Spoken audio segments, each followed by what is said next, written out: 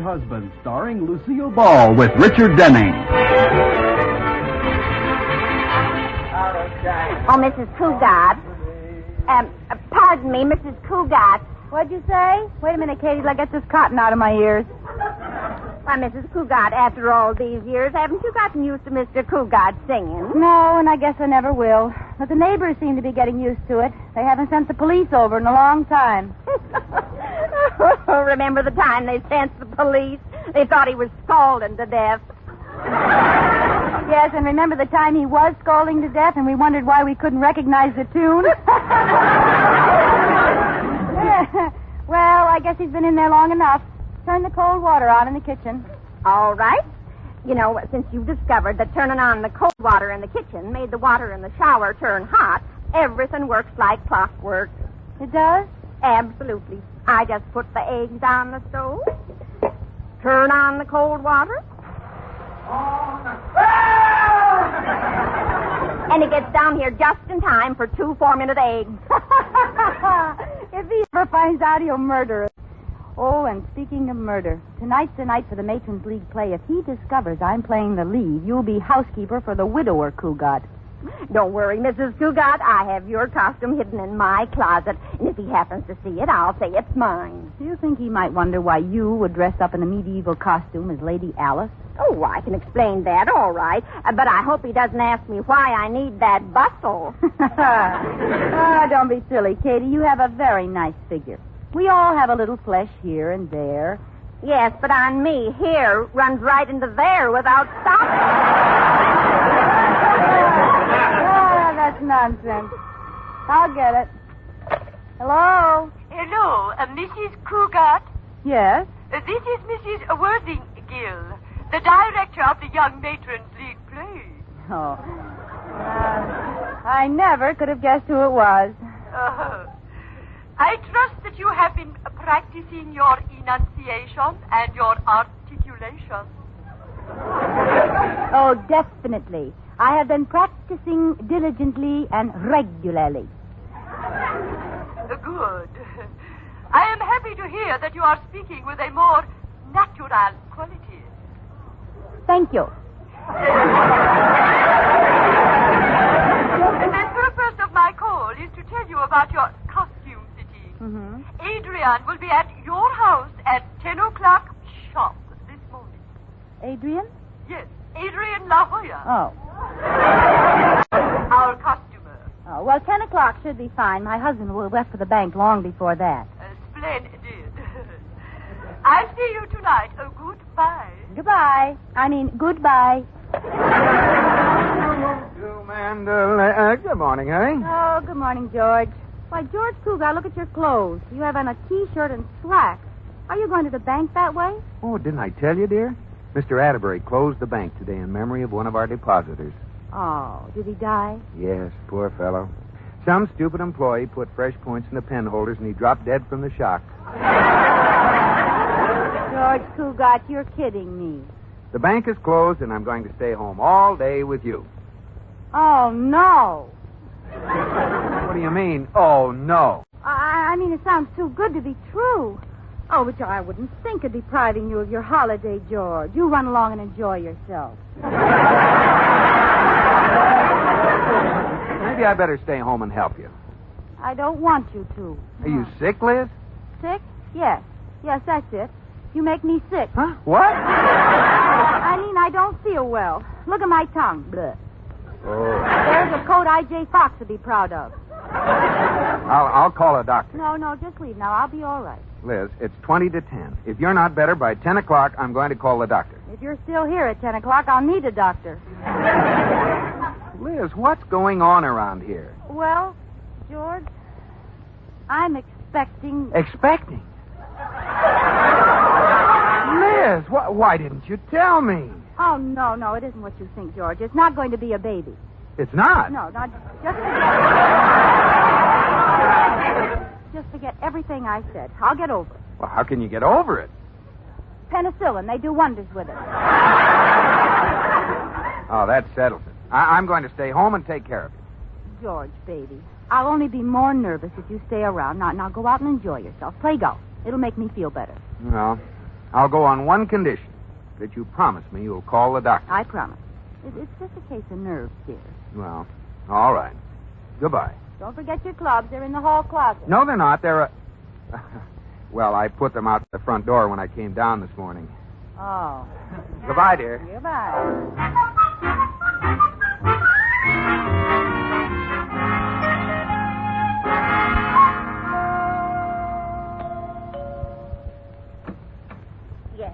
Lady Alice, I'd know you any place. Now, wait a minute, King Arthur. My name is not Alice, and I'm no lady. I mean, I'm the maid. Lady Alice is in the other room putting on her costume. Show me to her, peasant. This way. The costumer is here, Mrs. Cugat. Lady Alice, I'd know you any place. Where are you? I'm behind this screen. Tell me, Adrian, how many petticoats does this costume have? I've already put on 12. 15 petticoats, Miss Cugat. Oh. From the outside one to the iron curtain. And underneath, a pair of knee-length ruffled pants. I feel like a lamb chop. Please walk out here and let me see how it looks. Yes. Oh, yes. I'll have to take up the hem a little. Mm-hmm. And the bustle is much too big. Take it off. It is off.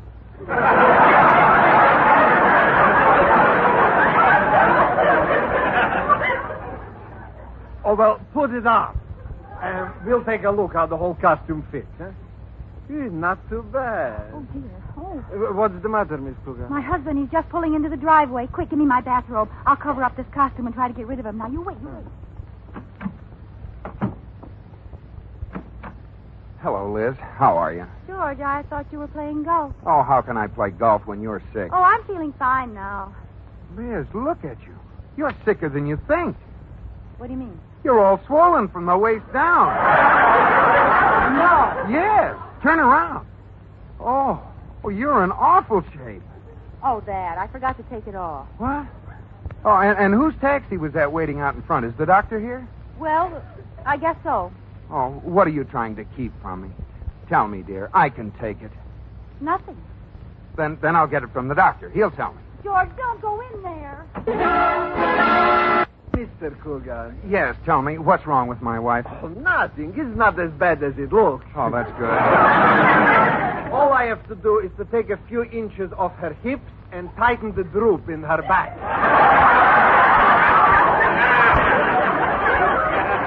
Poor little wife. Yes, you see, her peplum is dragging. No. Oh, now, don't worry, George. He knows what he's doing. Well, where are you going to take her? Oh, no place. Not even to your office? Oh, no, it's too busy. So many people cutting and stitching all over the... We're going to do it right here. Tell me, Mr. Cugat, have you got any old razor blades? No, you can't do it. Now, it's all right, George. He'll just pin it up here. Pin it up. Yes, then later he'll put it on the machine. It makes a much stronger stitch. It does? Oh, I should say so. Sew it up by hand, and the minute she sits down, the whole thing will split wide open.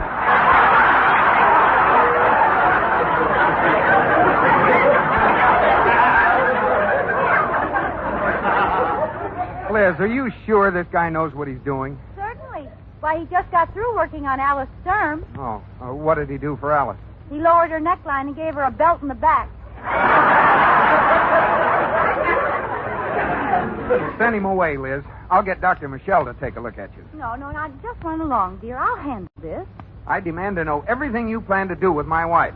What do you get so excited about? I'm just going to give her a little more room in the hips. I'll just rip out a little on each side. I absolutely forbid it. It's all right, George. He's going to put in a zipper.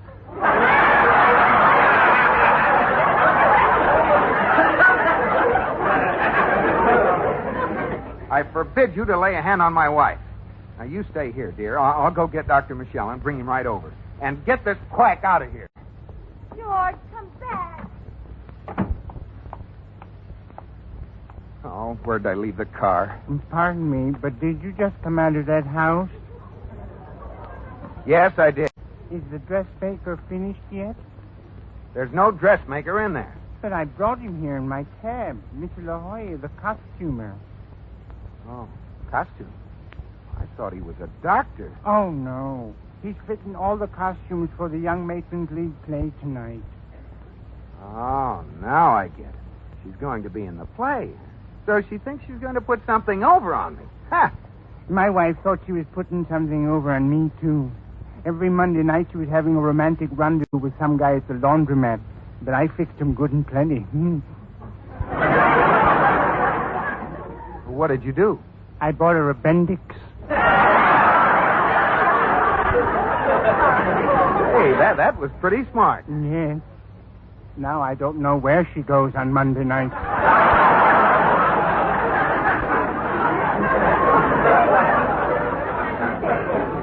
You know, this isn't Liz's fault as much as it is that Mrs. Worthinghill. It isn't? No, and I'm going to go down and give her a piece of my mind.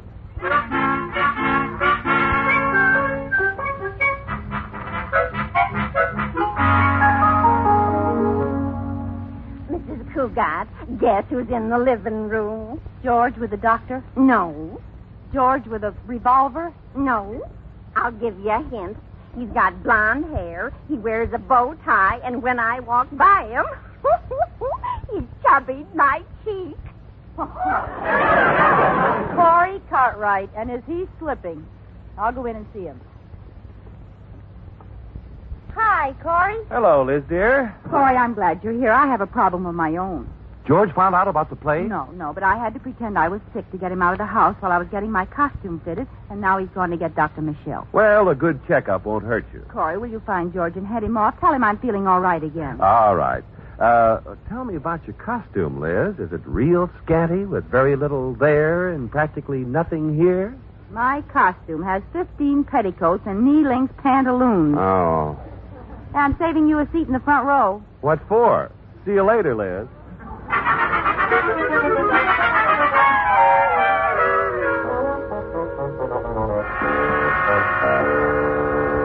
Beatrice! Yes, Miss Worthinghill? Oh, the most dreadful thing has happened. Rodney Rogers just called and says he can't be in the play. Laryngitis. But that wasn't a very large part. He only had one scene in the first act. Oh, yes, but it was so important. Oh, where can we find another man? Oh, there you are. I want to tell you a thing or two. My wife is not going to be in this play tonight, and I told you that. Stop! Don't stand there in the door. Come in, Mr. Barrymore. Barrymore? My name isn't Barrymore. Oh, of course. How silly of me. I was carried away. That profile, that noble carriage, that resonant voice. Oh, really? Don't move. Let me drink this in. That wavy blonde hair, those white teeth, those flaring nostrils. Oh, you're gorgeous.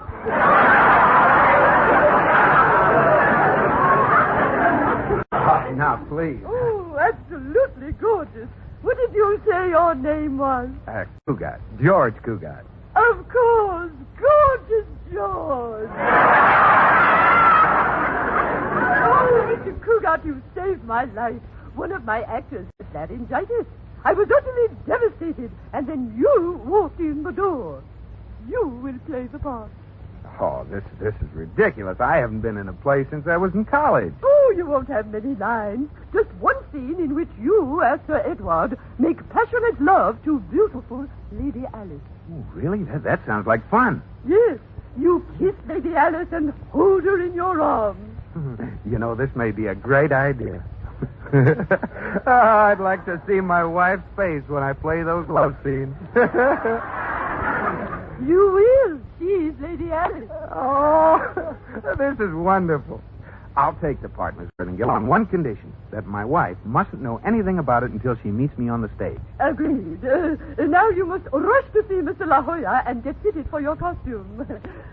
You know why I'm glad you took the part, Mr. Cugat. Because of your cute dimples. You have one on each cheek. Yes, and I have two more on my knees. It's a match set.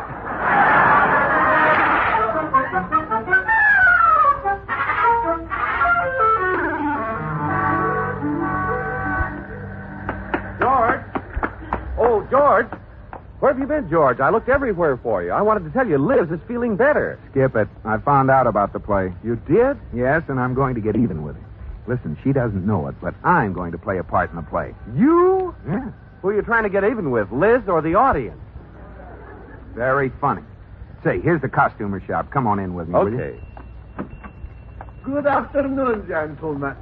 Oh, Mr. Cugat, Miss Bordingill told me about you being in the play. Here is your costume. This? This is the underwear. Now, where's the costume? This is the costume, a pair of tights. Tights? They're just long underwear without the escape hatch in the back.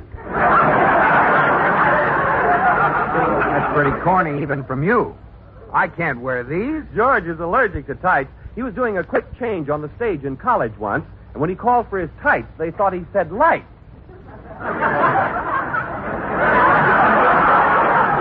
Oh, shameful. Or are you worried about your figure, George? There's nothing wrong with my figure. Here, please, try them on. They may be the slightest bit small. Small? Oh, don't be silly. Well, I'll just slip into them. There, they fit perfectly. Yes, but wait till you get them up past your knees. Oh, these are pretty snug. Well, I have a 32 waist. What size are these? 40, medium stout. I don't believe it. Please, the costumer is always right.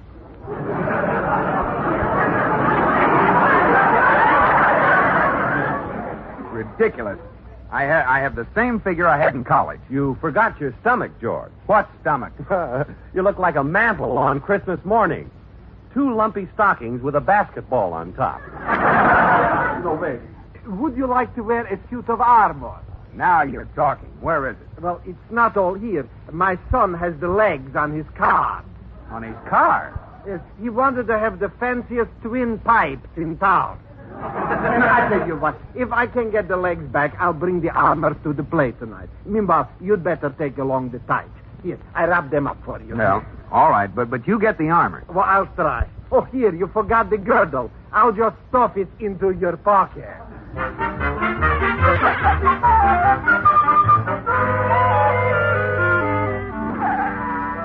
Oh, that was a delicious dinner. I'll tell Katie you like it. Well, have you any plans for tonight? Plans? Mm-hmm. No, I don't have any plans. Oh, I thought maybe you'd like to go to that play the Young Matrons League is giving. Oh, whatever made you think that? Oh, I just thought you might. Well, how about a movie tonight? The paper's in my coat pocket. I'll get it. No, dear, let me get it. You just sit still. She's gone. I better duck out for the theater while I have a chance. Here's your coat, George. Where's the... George? George! Did you call Mrs. Cugat? I was looking for George. Where'd he go? I heard someone go out the front door. That's funny. Well, now's my chance to get to the theater. Here, Katie, put this coat back, will you? Wait a minute. What's this he's got stuffed in his pocket? Well, What's the matter, Mrs. Cugat? George seems to be buying a new paper, the Evening Girdle. My goodness, look at the size of that thing. Yes. Apparently, the Evening Girdle has a very large Sunday supplement.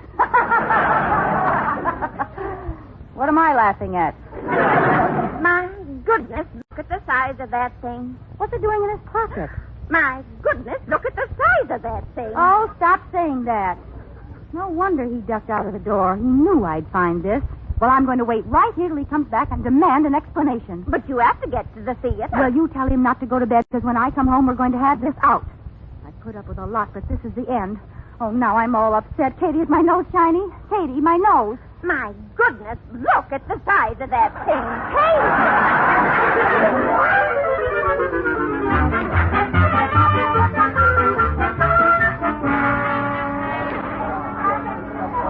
Curtain going up in 5 minutes. 5 minutes. Curtain going up in 5 minutes. Mr. Lohay, I'm certainly glad you got here in time with this armor. How do I look in it? Your eyes are beautiful. My eyes? That's all I can see. Put down the visor and let's see how it is. Oh, boy, sure is hot in here. It's better with the visor up. Oh, here comes your wife. Uh-oh, she mustn't see me. Oh, Rodney, you're wearing armor instead of tights. How nice. Yes, I thought it looked sportier. You better open your visor on the stage. I can't hear a word you're saying. A current affairs and a parallel coming over the cul-de-sac. Oh, well, that's much better. We better tell them the play's in English. Oh, Mrs. Cugat. Yes, Miss Worthingale? Oh, I'm so excited. It's time for the curtain to go up. Now, let me get settled down here in front in the prompter's box. There. Greetings, everybody. Lady Alice, are you seated in the garden? Yes, Miss Worthingale. Sir Edward, are you waiting in the wings for your entrance? Yes, Miss Worthingale. Good. Ring up the curtain. All right. First line. Hark, do I hear a footfall? Hark, do I hear a footfall? Methinks I hear the cat-like tread of my lover, Sir Edward.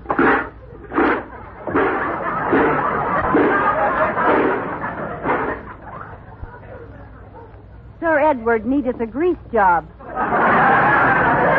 Mrs. Cugat. Sir Edward, turn thy face from out the shadows. Lift thy visor and let me look upon the face of my beloved. When I look upon thy face, there is only one word that comes to my lips. George!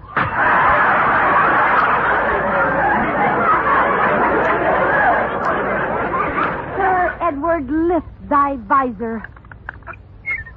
Hi, Lady Alice. George Cugat, what was that girdle doing in your pocket? What girdle? You know very well what girdle. Please, the play. You are Lady Alice. Oh. Prithee, tell me, what news bringest thou from the king, you wormut? His Majesty looketh with favor on our betrothal. I don't know what the heck you were talking about.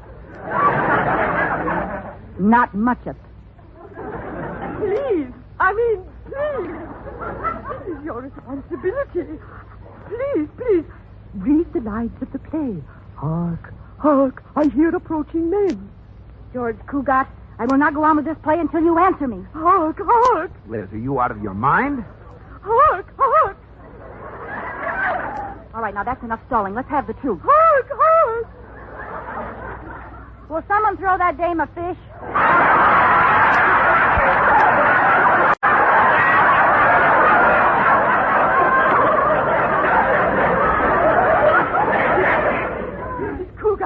Mrs. Cugat, don't you dare light that cigarette. They weren't invented yet. I don't understand this, Liz, but if you insist on making a public fight out of it, the least you can do is give me a cigarette. All right, here. Well, give it to me. I did. I stuck it in your visor. You did not. I did, too. I can see the smoke curling out of the top of your helmet. You can't. Help! I'm on fire! Oh, my flame! Help! This armor's filling up with smoke. Here's a bottle of seltzer. Here, you armored smoke ham. Oh, Liz!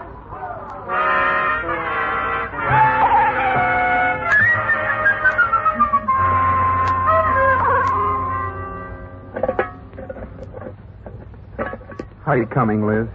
Fine. This is one time I'll bet you're glad I've had so much experience with a can opener. Fine armor. It rusted into a one-piece suit. George, before I finish cutting you out of this sardine can, I want to ask you one thing.